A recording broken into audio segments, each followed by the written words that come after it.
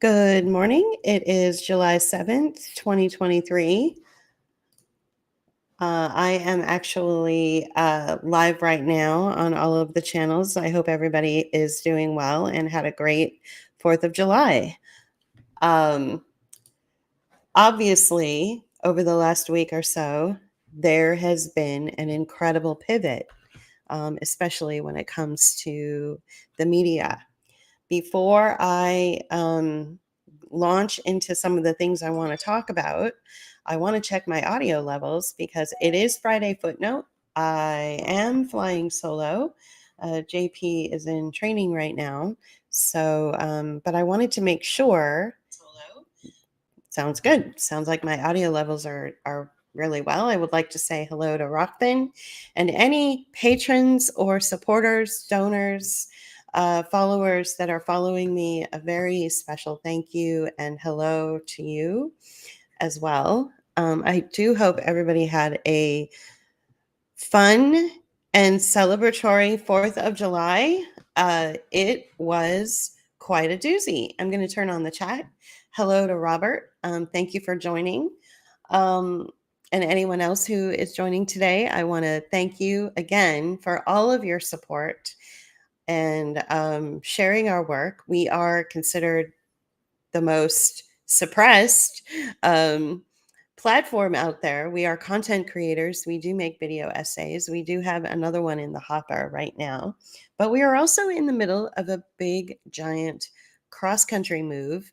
So, video work and creative work is going to have to be put on the back burner for now.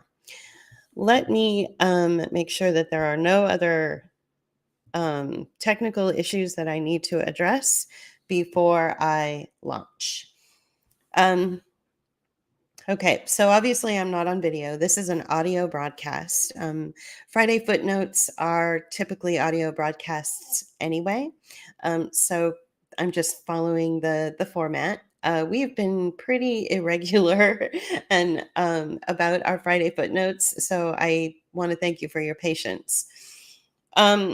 So when it comes to the 4th of July, we think of Independence Day. We did do a special 4th of July broadcast. And if you haven't had a chance to watch it, please do so, especially towards the end, where JP takes some time to talk about what we did on his birthday, which was July 3rd.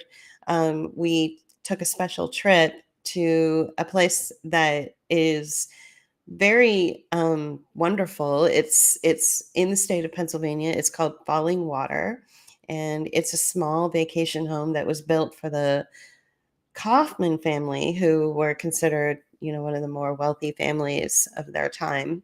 So if you have a chance to go and watch the July 4th episode, please do so, and especially pay attention at the end where JP talks about the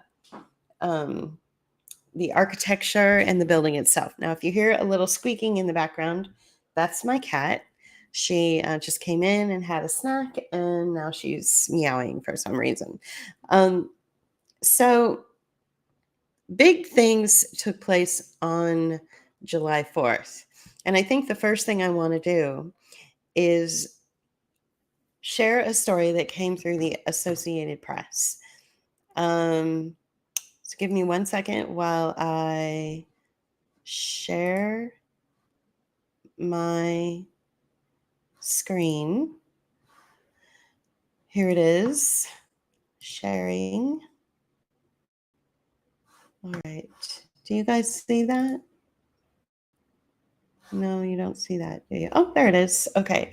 Do you see this screen here? How about that? Trump's South Carolina rally attracted a massive crowd in a heavily Republican area. Do you guys see that screen? If you could let me know in the chat that you can see it okay. This took place on July 4th, and I believe it surprised everybody. It just sort of came out of nowhere. And in this particular article, they talk about how there was an estimated 50 to 55,000 people in the crowd in, I believe it was Pickens, South Carolina. I've heard that there were as many as 75,000 people that were in attendance at this rally and at this event, this Trump event. Um, so to me, what we see here now, remember, we're not Democrats, we're not Republicans, we're very much, not involved in the uh, left right paradigm, that we have in the United States right now, or what they're calling the left right paradigm. We believe that it's one party and that much of what we see in the media acts as cover for more rollout of some of the things that other people talk about quite extensively, and they talk about it, in a very practical sense. And that if you look in your own communities, you can see rollouts of more corporate or global initiatives that are taking place even in the smaller communities. So it doesn't matter whether you have a Republican or a Democrat in place, these kinds of things still keep happening. But I do like to pay attention to pivots. I do like to pay attention to what the media is telling us. And I like to take a look at stories like this and say, now, is this real? And to be honest with you, I do think it's real. I do think that it is very real. I do believe that there were anywhere from 50 to 75,000 people that did attend this rally on July 4th. And the reason being is the same. And the reasons don't change over the years.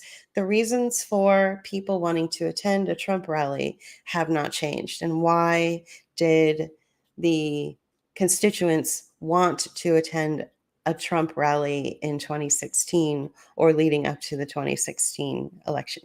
It was because giant populations of the United States of America have been left out of opportunity. We're looking at a rise in poverty like you've never seen before. And the people need a hero. The people need to feel that there's somebody there that is speaking their language, that does not operate within the political paradigm. He doesn't have a political background. He's got a media and real estate background, right? And he's always doing some kind of, gimmick. Remember when he was selling steaks and he was shilling his steaks on an Anderson Cooper interview many, many years ago, and liberals were appalled? Remember all that? This is an individual that tries to appeal to that sense of, look, I'm just trying to pull myself up by my bootstraps. I'm just trying to make it in this world. But there are so many policies in place that are keeping me from getting there. And so this is why we have these massive Trump rallies. To condense it all into one sentence, we have these massive Trump rallies because of the class divide. It does not matter if you're Asian or Black or white or Hispanic or anything in between. It does not matter. Poverty affects us all. And this guy, for whatever reason, he appeals to that demographic. I'm going to help you get out of poverty. I'm going to show you the corruption. And so I want to go into some of the corruption that's been uncovered, some of the lawsuits that have been filed, and some of the judges' rulings. So since we're talking about what happened on July 4th, so this happened on July 4th, this massive rally in South Carolina, which you guys can all see that headline. Let's move on to another ruling. Let's see if I brought that up at all. Okay, so let's see if I can find this one. This is just a basic Google search. I didn't want to do like a big headline about this. So if you can read at the very top where it says, what is the Missouri v. Biden lawsuit about? Well, this lawsuit alleges that the federal government overstepped its efforts to convince social media companies to address postings that could result in vaccine hesitancy during the COVID-19 pandemic or affect elections. Well, what we've really discovered with this is that social media and the government were in collusion to target individuals on social media, target users that were talking about the dangers of vaccines, the dangers of the lack of election integrity, just different things. And so the government pressured social media to go out there and um, suppress these people, take away their accounts, take away their footprint, slow down their feeds, whatever. So this is a direct violation of free speech. So the Louisiana judge that filed an injunction against the Biden administration from ever doing this again, he sort of got on his soapbox and he said some of the most, electric statements that go back to like the founding of the country. So this was a real rallying cry for constitutionalists, for people who believe in, the founding of the country being, a statement for freedom, for human beings, really lifted up the First Amendment, all that stuff. So we're certainly glad of the ruling. We're certainly glad that the Louisiana um, Louisiana blocked the Biden administration from doing such things. This is really egregious. Now, there's something else that I want to talk to regarding users, and this is something that we addressed back on our July 4th broadcast. Something I want to address regarding users. And I don't have a link for it, but maybe what I could do is very quickly head over to a guy I've been following. His name is Mike Benz, and that's Benz. Okay. And he is a former State Department cyber expert, and he claims, he's on a mission to restore the golden age of the internet. Well, he did a broadcast. It was probably about 10 minutes long a few days ago. I think he did it before the 4th. And you know what? I'll just take you to his Twitter page. How's that? Let's go ahead and share that screen. There he is. Okay, so you guys should see him. His name is Mike Benz. And he's very knowledgeable about, what's going on with the scraping of Twitter users.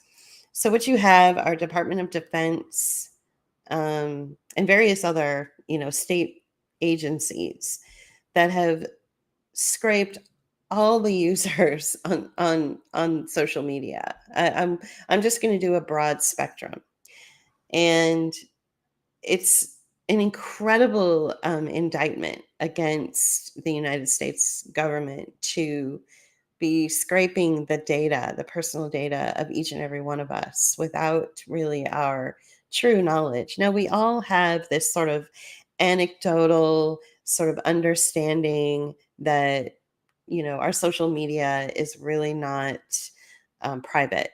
We all kind of know this, and we kind of just go about our social media experiences without really thinking about it. Well, what this guy does is he forces you to get a more critical understanding of what that means.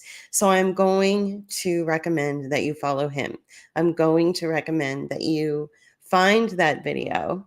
Let's see if I can scroll up his page and find it. He was taking a walk in his area in Southern California, and he was talking about the scraping of the data and the various agencies. And I believe it's quite a ways down there. Since then, since he went on this initial walk where he kind of exposed everything. He's been going on interviews, talking to people. Actually, I think he's been retweeting some of his old discussions. But here it is. So this is the one. It's from July 1st. So if you go down all the way down to July 1st and you take a look at what he says right here in this 8-minute discussion, this 8-minute sort of informational that he shares, what he explains is that by Elon Musk doing something, especially where he this is very confusing. So I hope that I'm not, getting it wrong. But Elon Musk says to address extreme levels of data scraping and system manipulation, we've applied the following temporary limits. And these limits were temporary. So if you go back to the first of the month, which was only 7 days ago, guys, there's so much that goes on. We forget what happens from day to day because of stress and trauma, right? We forget that these things happen. Well, if you remember, many people were taken down off Twitter. People who weren't verified were only allowed as either a 600 or 800 view count. Like, it happened to me. And I was like, why is this happening? So what Elon Musk was inadvertently doing is by doing that, he was saying to the world, there's some data scraping going on. There's some system manipulation that's going on that's outside of my control. So in order for me to gain back control, I need to look into it. And in order to look into it, I'm going to have to temporarily lock down some of you, Twitter for a minute. And some of you are going to have difficulty with your feeds. And there was this huge uproar. So many Twitter accounts were like, oh my gosh, this is a suppression of my freedom of speech and this and that. And so within 24 hours or so, everything was back to normal. So this almost felt like kind of a lockdown scenario where somebody who's not elected, a billionaire who runs a platform, is not elected and is taking away users' free speech rights, right? So this felt very strange to everybody. Well, it turns out that Mike Benz explained what was going on behind the scenes. This data scraping and this system manipulation has to do with your own government just, hoovering up all of your information, like in ways that are just beyond like you would ever imagine. This is an extreme violation of your privacy. Who knows what they were doing, like with our cameras, turning them on without our knowledge. I'm not saying they did that, but there's extreme violations of this data scraping and this system manipulation that they were doing. So Elon Musk sort of inadvertently, stepped on a, a viper's nest, because you don't want to mess with the DoD, right? So this is what Mike Benz explains. So that is, this happened on July 1st. So when this took place on July 1st, my intuition kicked in and I said, I bet you we're going to see some serious pivots going on. And sure enough, we move forward into the week. July 4th took place. Trump has this massive rally. And then, of course, we know that on July 4th, that incredible ruling by that Louisiana judge took place, where the Biden administration was under an injunction for working with social media companies to suppress, not only working with them, but instructing them to go hard after users. Literally, like, saying things like, you are not suppressing enough. And the response from social media, now I'm not saying social media is the innocent patsy in all of this. What I'm saying is that, the government was going hard after social media and saying, I want you to take down users. And social media was saying, yeah, but these users haven't violated any of our rules and you're still making us take them down. We don't feel comfortable with this. So I'm sure we had some whistleblowing going on, especially with the engineers. I'm sure a lot of social media engineers. So, were very uncomfortable with this and going to their direct managers and saying, we don't like this. What's happening. You have to understand that a lot of the engineers, I'm not talking the Elon Musks or the Mark Zuckerbergs out there. I'm talking about the engineers, the workers. They typically uh, they typically are libertarian. So they believe in things like free speech and stuff like that. And they're very much against the government taking over. So I wanted to kind of explain that to you as well. So this is Mike Benz. I want you to listen to this talk that he gives back on July 1st about the scraping of the data, with the DoD sort of at the helm of it. I'm going to get rid of this now. So let's go back to, that's just me doing an audio. What are some of the other things that I mentioned? So this feels like a major pivot away from the current administration, doesn't it? All of these terrible things are happening or are being discovered during the Biden regime, correct? So, for instance, we have this, silly little story about cocaine being found in the White House. Personally, I think that is an operative. I think that that's an operation. I don't think that that's actually a real story. I think it's something to rile people up and make people say things like, oh, something like this.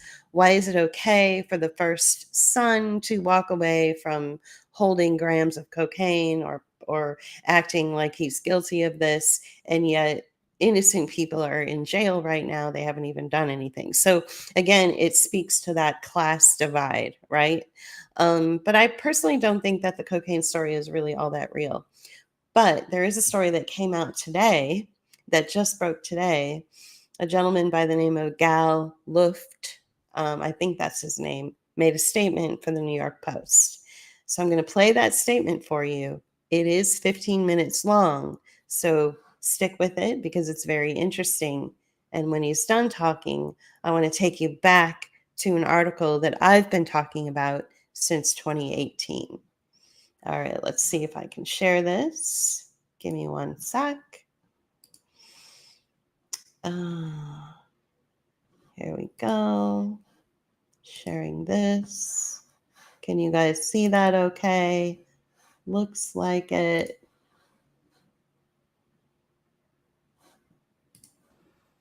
Good day. My name is Dr. Gal Luft. For the past 20 years, I have been the co-director of the Institute for the Analysis of Global Security, a Washington-based think tank focused on energy security. For the past 15 years, I've been a resident of Israel, and for 4 years, I was senior advisor to the China energy company CFC, at the same time of its dealings with the Biden family. Under normal circumstances, I would be testifying before Congress about my experience with CFC. Sadly, due to circumstances I shall describe here in this video, I am forced to tell you this story via video.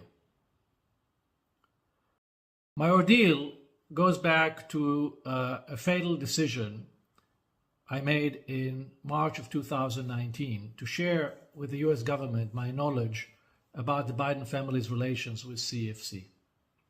As I said, it was in March of 2019 in a 2-day session at the US Embassy in Brussels. I insisted that the meeting take place in March because at the time there were rumors that Joe Biden was planning to run for president.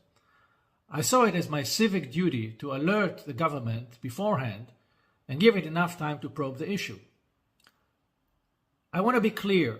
I'm not a Republican. I'm not a Democrat. I have no political motive or agenda. I did it out of deep concern that if the Bidens were to come to power, the country would be facing the same traumatic Russia collusion scandal, only this time with China. Sadly, because of the DOJ's cover-up, this is exactly what happened. The DOJ sent to Brussels a delegation of 6 people, 2 prosecutors from the Southern District of New York by the names of Daniel Reichenthal and Catherine Ghosh, and 4 FBI agents. One of them was Special Agent Joshua Wilson from the Baltimore Field Office, which also happens to cover the state of Delaware. Now you want to ask yourself, why did the government dispatch to Europe so many people? Why 6? Why not 2? The answer is that they knew very well that I'm a credible witness and that I have insider knowledge about the group and the individuals that enriched the Biden family. Over an intensive 2-day meeting, I shared my information about the Biden family's financial transactions with CFC, including specific dollar figures. I also provided the name of Rob Walker, who later became known as Hunter Biden's bagman. Yet, as we now know today from the whistleblower testimony, Gary Shapley, it took the DOJ a whole 21 months to probe the issue and to actually talk to Walker. But perhaps the most alarming information I revealed was of a mole within the DOJ who shared classified information with Hunter Biden and his Chinese partners. I told the DOJ that Hunter was closely associated with a very senior retired FBI official who had distinct physical characteristics. He had one eye. One of the FBI agents at the time even told me, that would be very easy for us to find. There aren't that many one-eyed people in the Bureau. The information I provided the FBI in March of 2019 was fully corroborated 9 months later when the famous laptop belonging to Hunter Biden, which contained all the emails and receipts, was handed to the FBI. And guess who seized the laptop from the computer repair shop? It was Special Agent Joshua Wilson, who was with me in Brussels earlier. In other words, the FBI knew from me about the Biden CFC deals before they got hold of the laptop, way before.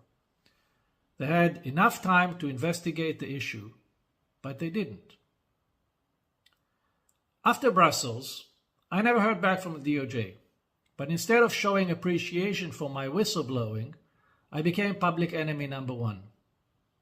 Over the past 4 years that followed, me, my family, my friends, my associates, we were all harassed, intimidated, and finally, I was prosecuted.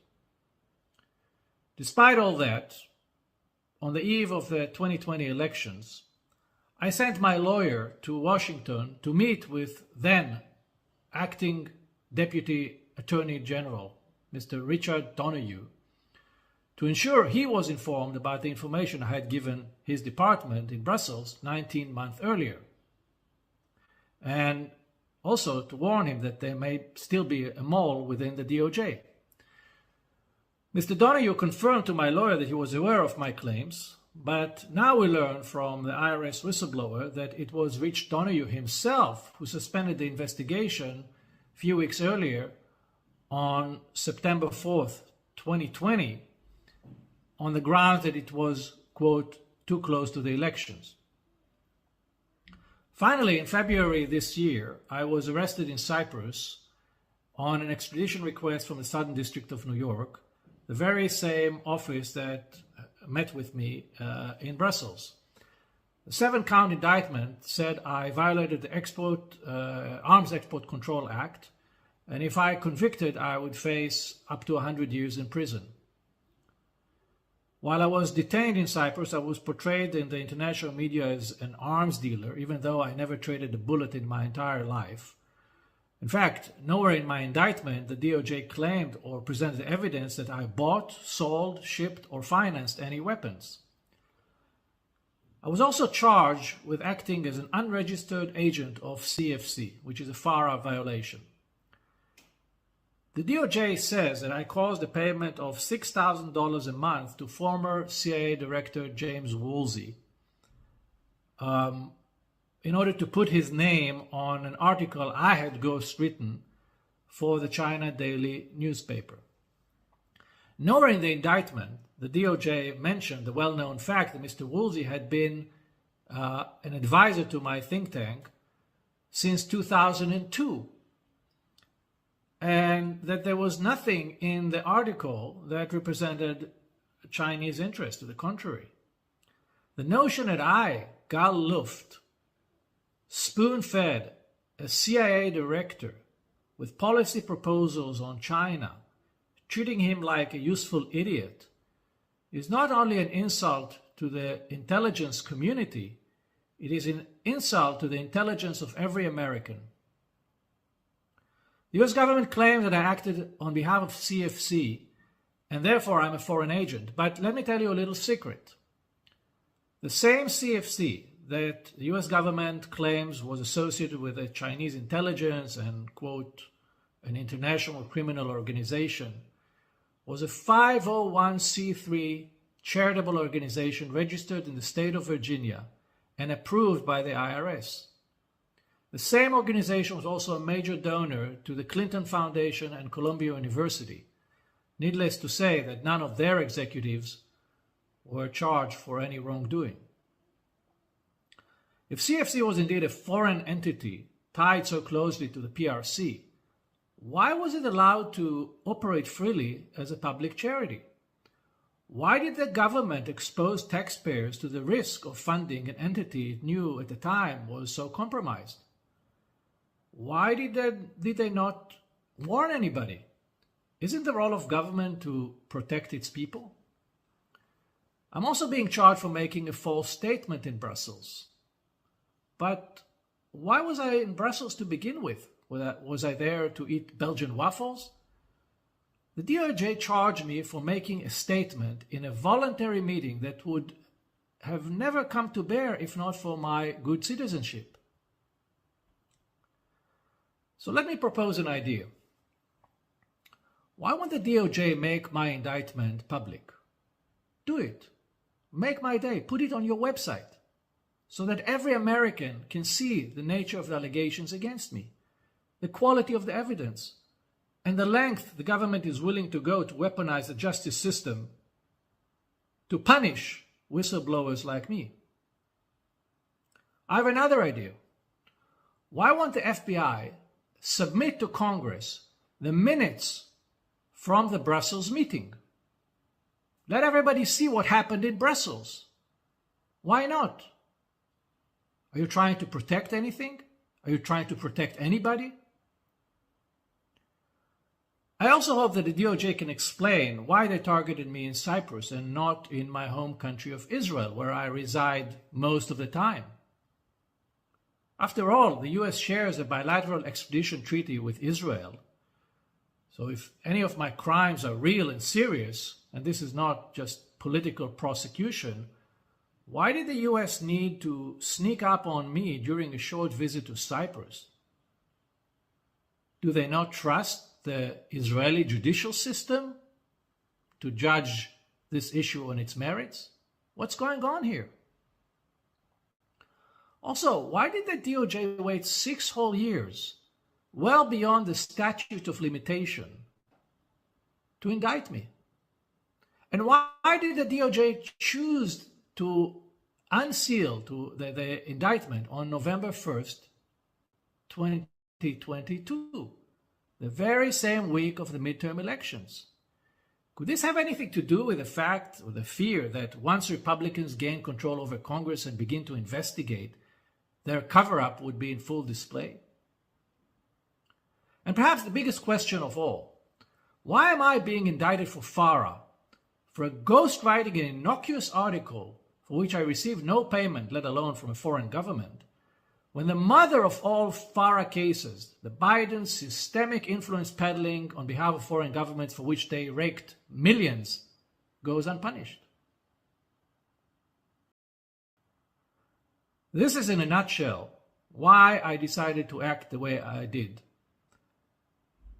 Because I do not have faith that I would receive a fair trial in a New York court. Let me tell you why.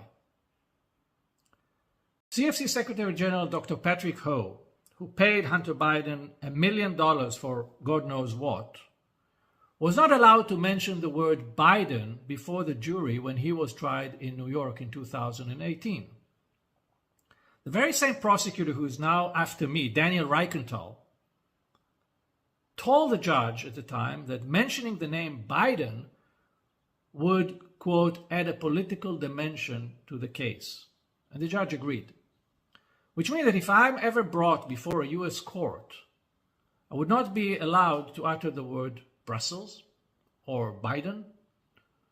And the real context of my arrest, me being patient zero of the Biden family investigation, would be hidden from the jury. Let it sink in.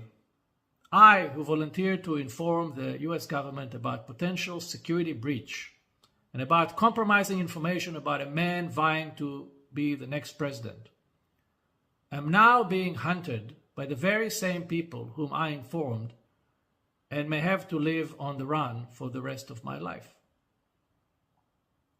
I warned the government about potential risk to the integrity of the 2020 elections. If convicted by a US court, would never be able to vote again in the US elections. Just think about it and ask yourself, who is the real criminal in this story? Thank you for listening.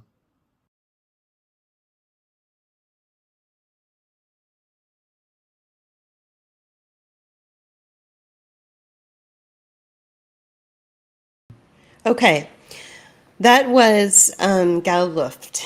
And what I'm going to do is share the New York Post article so that you can see the headline. And this is actually from July 5th. So, and it's very suppressed, believe it or not, even though it is the New York Post, and they did break the story. It was actually Miranda Devine who broke the story and brought Gal Luft to our, so that we could see who he was. Let's ignore the fact that he's a resident of Israel. I know there's a lot of, anti-Israel sentiment that goes around, but let's ignore that and let's listen to some of the things that he was saying. So you can go to this New York Post article. Missing Biden corruption case witness, Dr. Gal Luft, details the allegations against the president's family in an extraordinary video. Okay, so Miranda Devine got the exclusive on this. I guess she won the lottery on this one. As far as the journalist who gets to break the story, because it is a big story. It's huge, actually.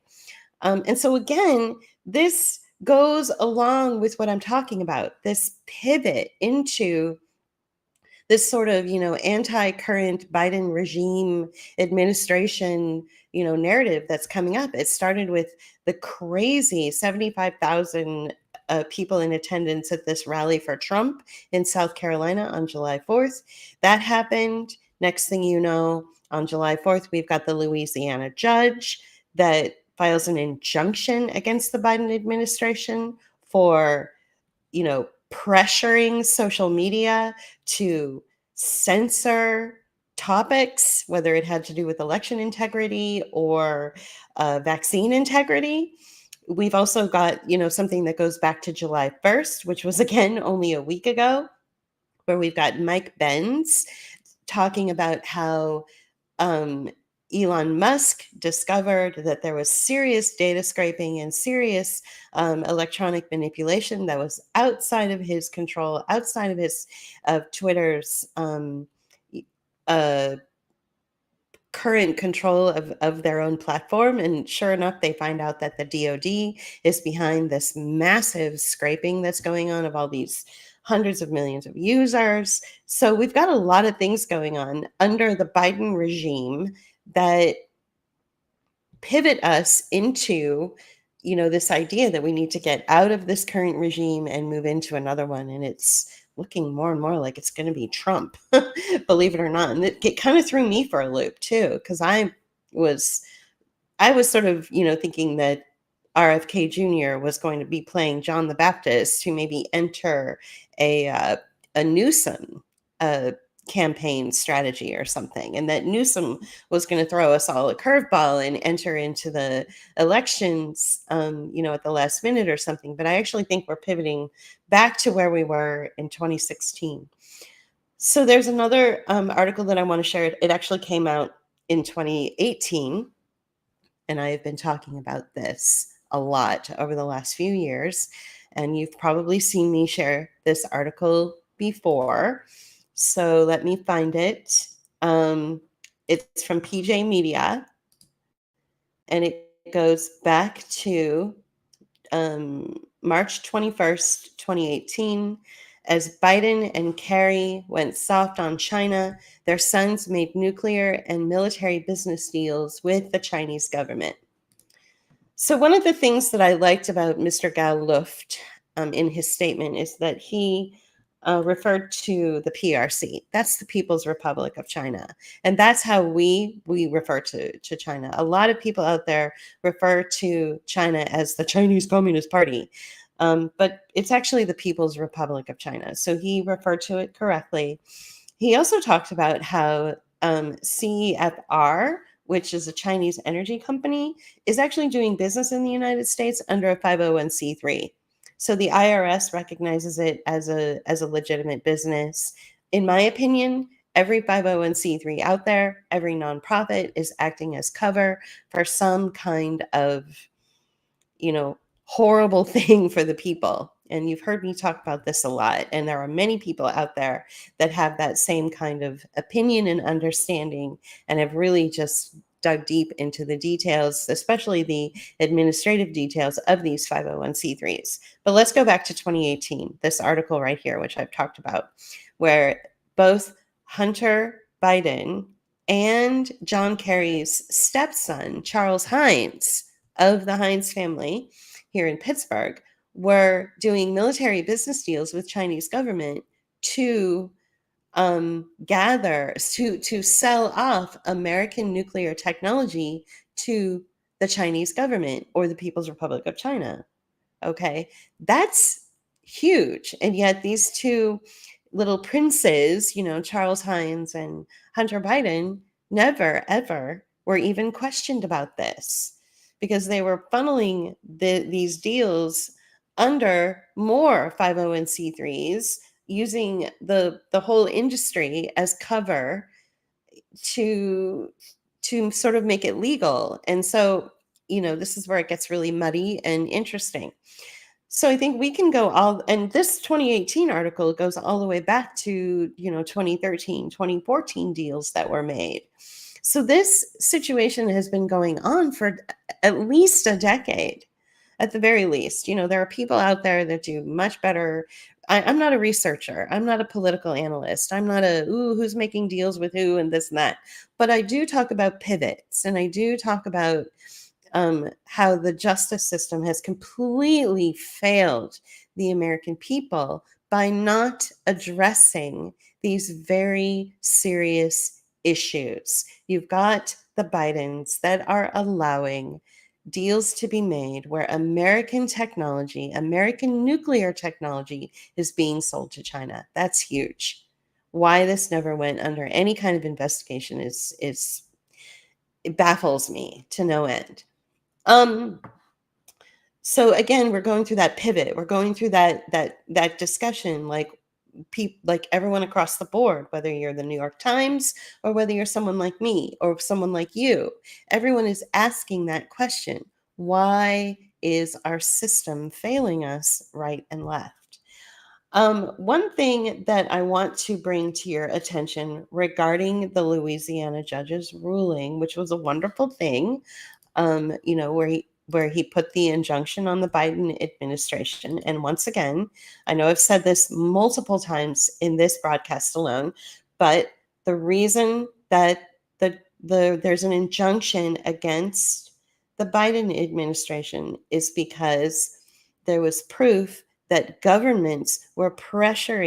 our government was pressuring social media to censor everybody about everything, whether even if it didn't break Twitter's rules or it didn't break Facebook's rules or Instagram's rules, the government was still putting pressure on these platforms to censor and take down users, which is a huge violation of your First Amendment rights. So on July 4th, he made this landmark ruling that will go down in history as, part of the thing that saved our free speech, right? Well, there's another part of the Biden v. Missouri lawsuit, and because that's what it is, Biden v. Missouri. And if you look at this little Google statement here, which I have no reason to believe that v. Missouri also has to do with. My screen is running really slow right now. Okay, so it's coming up on the. Whoops. Sorry about the feedback. All right, so I'm not seeing it, but perhaps you guys can see it. There it is. Okay. So Biden v. Missouri also has to do with a preliminary injunction that was granted by district courts against the vaccine mandate issued by the Secretary of Health and Human Services through the Centers for Medicare and Medicaid Services, thereby allowing the mandate to go into effect. And this is from January of 2022. So this is, to me, this is an ongoing issue, and the First Amendment issue that was attached to this lawsuit, from what I understand. Now, I'm no legal expert. I would go and go down your own rabbit holes and confirm this, but it sounds like there's two things going on with this lawsuit, with this Biden v. the state of Missouri. The first one was that the government, the Biden administration, there was proof that they had pressured social media companies to censor free speech, which is a violation of our First Amendment rights. So that's why the judge put the injunction on the Biden administration. Okay, case closed on that. That's great. Free speech is saved. Everybody can celebrate. But there's another part of the Biden v. Missouri lawsuit, which has to do with something about the vaccine mandates, and I believe it would be issued through the Centers for Medicare and Medicaid Services at the behest of the Secretary of Health and Human Services, and thereby this decision allowed the mandate to go into effect. And this is just from January of 2022. So what it says right here is the Supreme Court concluded that the secretary did not exceed his authority when issuing this rule, since it relates to the duty to, quote, impose conditions on the receipt of Medicaid and Medicare funds that are necessary in the interest of health and safety of individuals who are furnished services. So I'm going to go out on a limb here with the understanding that I am not a legal expert at all, and I wish more legal experts would say something about this. It sounds like there was a lawsuit that said that the Secretary of Health exceeded his authority, and so they wanted to suppress that authority and basically put an injunction on the Secretary of Health and Human Services, which in this case would be Javier Becerra. But that the court ruled that he actually didn't exceed his authority because it ties into a funding stream that comes through Medicaid and Medicare services. So therefore, the vaccine mandate is still allowed to go into effect. But for whom? Is it for people who are under Medicare and Medicaid? And if they go into a specialized care situation that Medicaid and Medicare cover, that those individuals are still forced to take the vaccine because of the Medicaid and Medicare, the Medicaid and Medicare funding stream? So that's something we really want to look into. I kind of feel that that's what's going on here. So, as much as I'm happy that the Louisiana judge put an injunction on the Biden administration for violations of free speech of user nation or the United States, um, I'm also still very concerned about the fact that they allowed the current, or the, I guess it's still current, the mandate to go into effect. And so I want some more transparency on this. I want more people to talk about it. I want the legal experts to inform us in user nation what's happening. I know people personally that are still under Medicare and Medicaid. What if they need to go into some sort of specialized care? Will they be forced to take the vaccine in order to have access to that specialized care because the funding is attached to it? This is really important. This still affects people who are under Medicare and Medicaid, very much so. So I think that there's always, there's always two sides to every story. There's always one really good thing that hides something else. I think I might be onto something here. But again, I'm not the legal expert. I am literally going by Google screenshots. And that's about as far as my research needs to go because I'm not a researcher. I'm not a rabbit holer. I am just kind of describing this weird little pivot that we're in. And so as we continue on and talk about the pivot, what is the pivot? When I say a pivot, what do I mean? What I mean is that we heard a story many months ago about a Trump indictment or some sort of Trump, uh, some sort of Trump arraignment or indictment, right? So let me share a Politico headline just so that you guys know what I'm talking about. We heard about this story probably back in, we'll say, June. Let's see, my computer is very slow, so let's see if I can share that. Do you guys see that? The latest updates, the indictment of former President Donald Trump.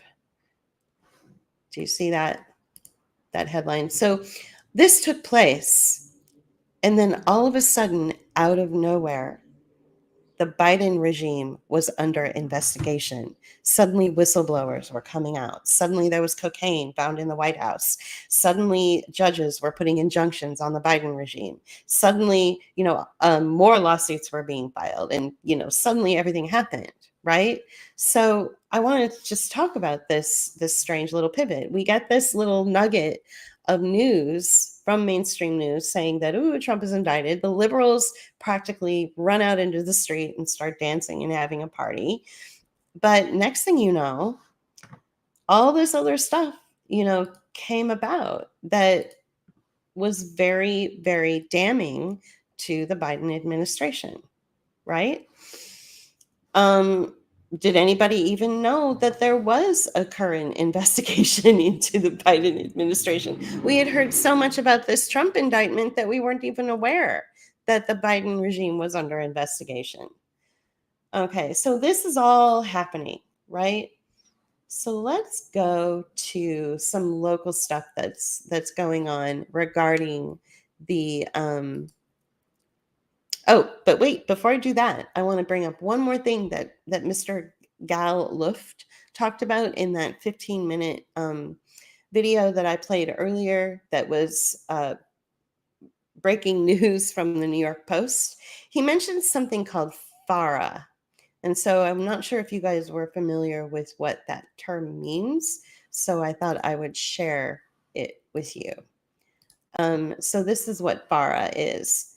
It's the Foreign Agents Registration Act, and it imposes disclosure requirements and other legal obligations of any individual or entity that becomes an agent of a foreign principal unless an exemption applies. So it's a public disclosure statute enacted in 1938 to extensive foreign propaganda activities in the US during the run up to World War II. So somebody in the chat mentioned the Smith Month Act. I do believe that there are, prior to the Smith Month Act, and then, of course, the upgrade to the Smith Month Act, which Obama signed into action later on, I do believe that we had legitimate,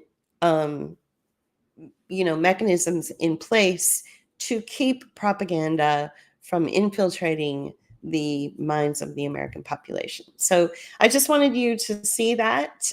He mentions FARA, this Dr. Gal Luft. I think he's a doctor, but anyway, he was an important individual. He was going to give, excellent testimony. In fact, he did give testimony, and then he was summarily arrested and basically sequestered and censored from giving further testimony against the Biden regime. Correct. So he mentioned FARA, so I thought I'd bring that up. Okay. So what else is going on as far as lawsuits and things like that? So I want to show you some things that I find very interesting. All right. So the first is let's see if I can find it. I think it's this one. Let's see. It's this one. Okay, this is a letter. So this is a letter that's found on the Daily Clout website. Now, if you are not familiar with Daily Clout, it is a very interesting website. Not only do they talk about, the bills that you guys need to pay attention to, so they have something called Bill Cam, so it highlights the various bills that are out there that will affect your life in very real ways. They also talk about, just vaccine injury and things like that. And it's run by the CEO of Daily Clout is run by Dr. Naomi Wolf, who is an English, has her English doctorate, but she's somebody that I've been following for years and years and years and years and years and years.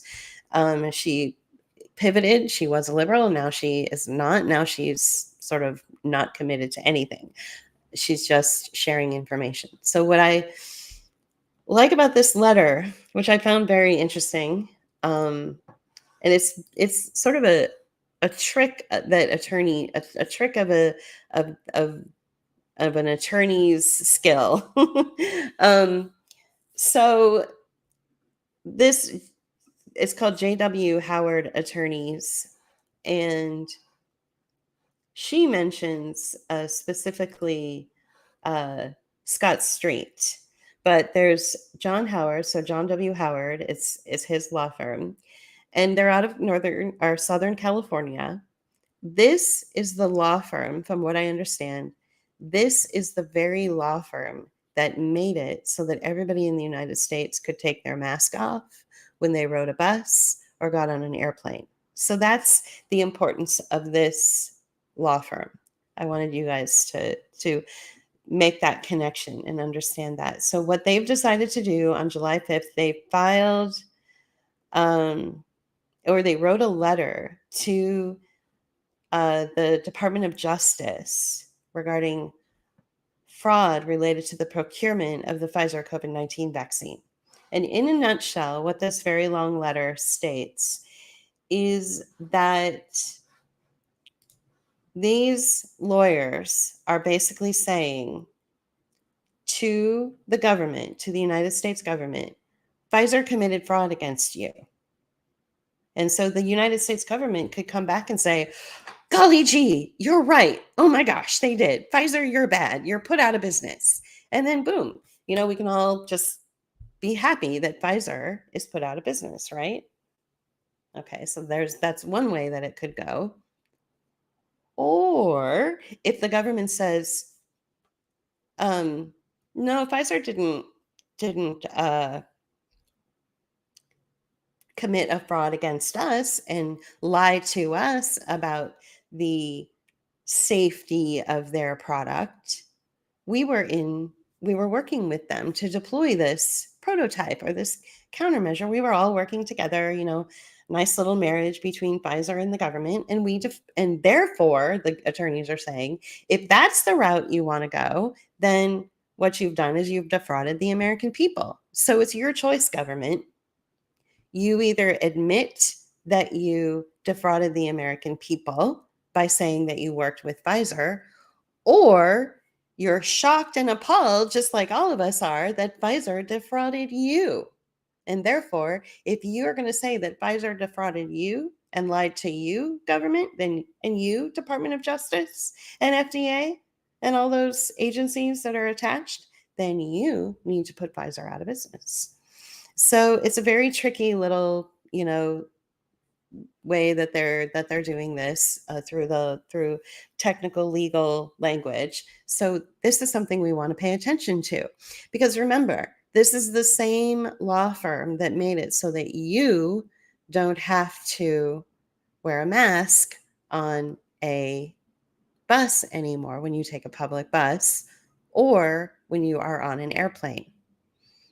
This is the law firm that was able to make that happen. So let's pay attention to what they have to say and how they're going to use legal loopholes and legal trickery to get the government to either admit that they were working in collusion with Pfizer to defraud the American people, or the government could turn around and say, I'm just as shocked as you.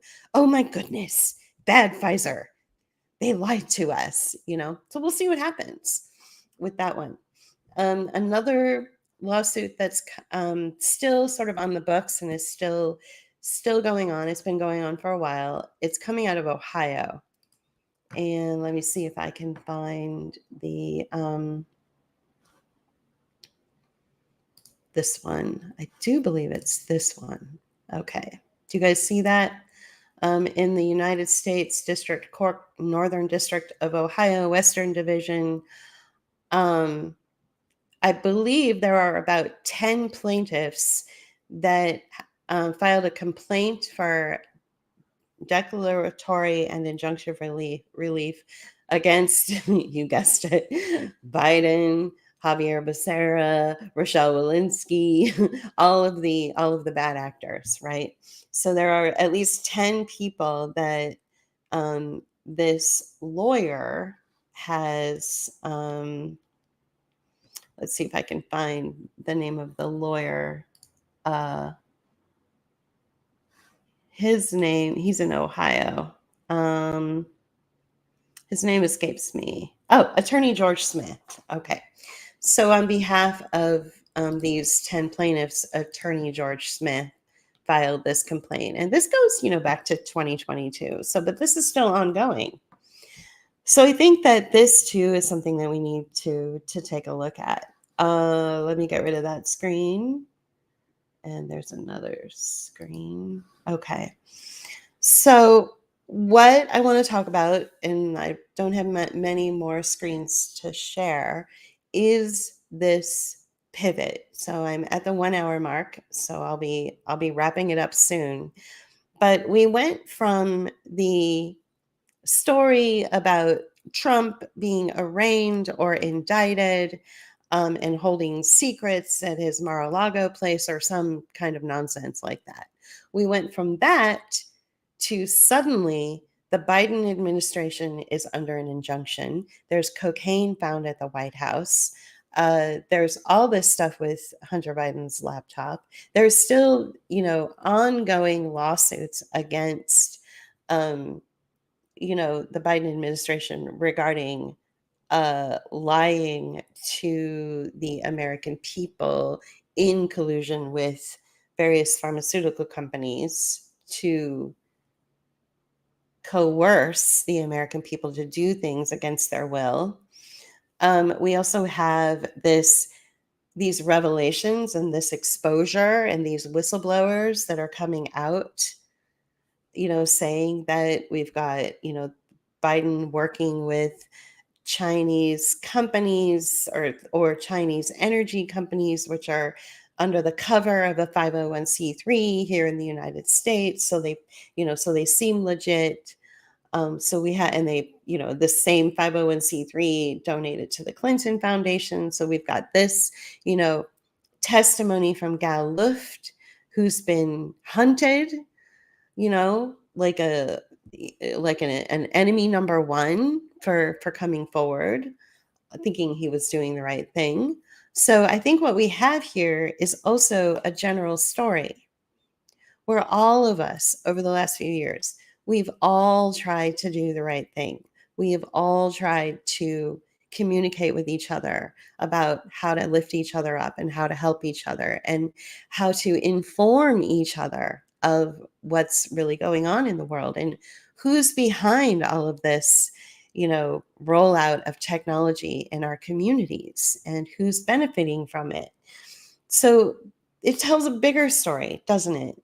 That when you do expose something, you do get hunted and you do get suppressed and jailed, whether you are metaphorically jailed because you're a user on social media and you're using the platform in order to get your information out, or you're actually jailed, like Gal Luft is right now in a way.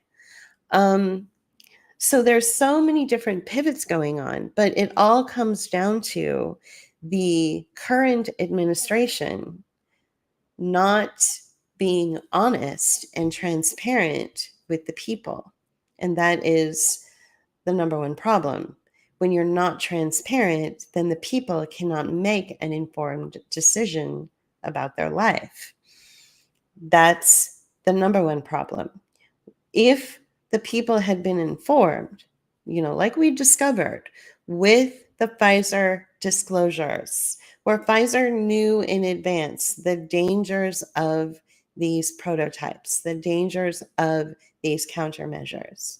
Pfizer knew in advance and they rolled it out, probably from pressure from the DoD and from the government. They rolled it out anyway. Was there no individual at Pfizer with a conscience? Or were they all just like robots following orders?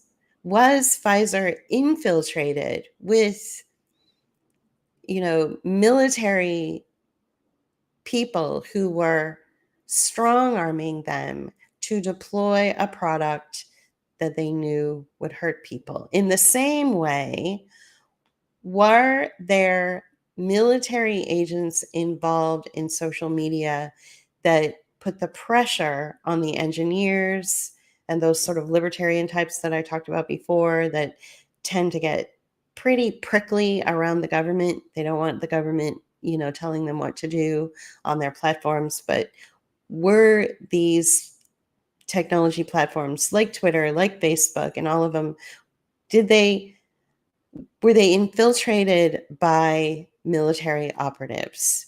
Because so much of what I've heard about the data scraping and the manipulation of users, so much of what I have heard from people sharing this information, the way that they're sharing it, it sounds like a military operation. Follow these orders, do what I say, do not question. And the engineers were coming back and saying, excuse me, but one, who the fuck are you? You're not my manager.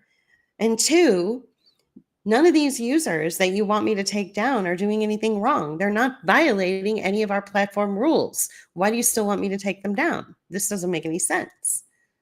But with military precision and the whole do not ask questions, just follow orders type of attitude that we not only had with the rollout and the deployment of a countermeasure or prototype being marketed as a vaccine, It was done in military precision, right? We also had a military mechanism for taking down users and killing users off of their own platforms. So there is something going on. Again, it sounds as though the military and the government are working in tandem against the people. And I think that we're just all trying to get to the bottom of it and get out from under the thumb of this oppressive regime. And so we pivot into this idea that the new regime will help us attain, that liberty and that freedom again. Some of the stuff like we talked about on July 4th in our July 4th broadcast that we did. So there's a lot going on. There's a lot of different balls in the air. Not to mention just, the basic excuse me, I had to get some water. It's very warm here. I don't know what it's like where you live, but it's very humid and very warm here um, in the northeast. Um, so we have all this stuff going on politically, and then of course with our corrupt health system, but we also have stuff that's happening on a very, very local level that nobody's talking about. And it's called these, wraparound services. It's called the rollout of, things that seem really cool, like, for instance, 15-minute cities or transportation hubs that are going to be built out in more rural or areas that are farther out of cities. You've also got the erosion of San Francisco itself from the inside out. Why is that happening? All this weird stuff is happening. Well, you've got the erosion of what was once considered a world-class destination city, San Francisco, California. You've got the slow, kind of weird building up of a city that isn't really all that remarkable, Pittsburgh, except for the fact that it has the University of Pittsburgh here, and it's very much a saturated with the medical industry. So there's all of that, going on in Pittsburgh. But outside of that, it's like, so why Pittsburgh? Why was it the chosen city to suddenly get, this be lifted up into a much more desirable place to live? The rents here are skyrocketing. The cost of the homes here have skyrocketed. The cost of living is skyrocketed. It's almost as bad as San Francisco. You know what I'm saying? So, and the reason I use San Francisco is because that's where I'm from, and now I live in Pittsburgh, so I can compare and contrast, right? So there's all this other stuff going on too. I guess I don't have any advice for anyone. I'm not about giving advice, but I can only tell you what we've done. And what we've done is just really focus on ourselves and really worked on living in ways where we can operate around and outside of these sort of oppressive, strange mechanisms. When there was the 24-hour suppression of users on Twitter, I didn't really react to it. I just thought it was interesting because I'm already suppressed. So what do I care if, the powers that be at Twitter will only let me see 600 to 800 tweets a day? It's like, well, whatever, And I knew that it was only temporary, and I knew that there was another reason behind it. So somebody had asked in the chat for me to include the link to the guy that sort of informed all of us about the data scraping. His name is Mike Benz. So I will go ahead and put a link to his Twitter page in the chat, so that you guys can go ahead and take a look at that. Take a look at that. Yeah, there it is. You guys can take a look at that talk that he gave where he was walking around Southern California. So Don says, I was wondering how big the riot was going to be when people realized our own government and police waged biowarfare against its own people. And then she says, crickets. Exactly. So this is troubling, isn't it? I mean, that so much is going on, and yet there's no real pushback against it. And so this is very much like the kind of warfare that happens so benignly that you don't even realize it's happening. And I think that's what's going on. Is that you've got a large section of the population that still is sort of, hey, look, I got my income, I have my nice house, I've got my nice beach view. What do I care? I can still go on my, you know, quarterly vacations to Europe. I did everything right. I still have my income, blah, blah, blah. My kids are still in private school. I don't see anything wrong. Right. So there's those people. So it comes down to class, right? It comes down to how much money a person has that they can live comfortably. Whereas those of us who are living in situations where we might be dependent on certain programs, we find that we're having to squeeze ourselves into rules and policy that's unnatural. And I think that in general, there are even people with money who are realizing that as well. So we're all sort of coming together and making these revelations together, the same kinds of revelations. But like Dawn said, nobody's taking to the street. I mean, it's unheard of that the people, when they realize that their government has literally waged a very violent campaign on their people, that the people don't respond. So that is very strange to me, the lack of response. So I want to thank you guys for joining today. I hope that some of the stuff that I shared made sense to you. It's been over an hour, so it is time to wrap up this Friday footnote. I hope that you've, gleaned something out of it. Unfortunately, I don't have any answers. I don't have any really super great news to share, except that the injunction against the Biden administration for violating users' free speech is definitely a good thing. So we can leave this Friday footnote on that high note. That's a good thing. Let's just keep paying attention to the pivot. Some of these stories are fielded out there and they're so ridiculous. Like, for instance, the cocaine in the White House story, to me, that's ridiculous. To me, that's just, a CIA planted story. But what it does is it forces you to look at the White House, doesn't it? And if you look at the White House, then you are going to have to notice who's the figurehead in the White House. Well, who's the figurehead? Well, right now it's Biden. So let's look at Biden's family. Oh, look at that. Hunter and Chaz Hines go all the way back to 2013, doing business, selling American nuclear technology to the Chinese government. Oh, look at this.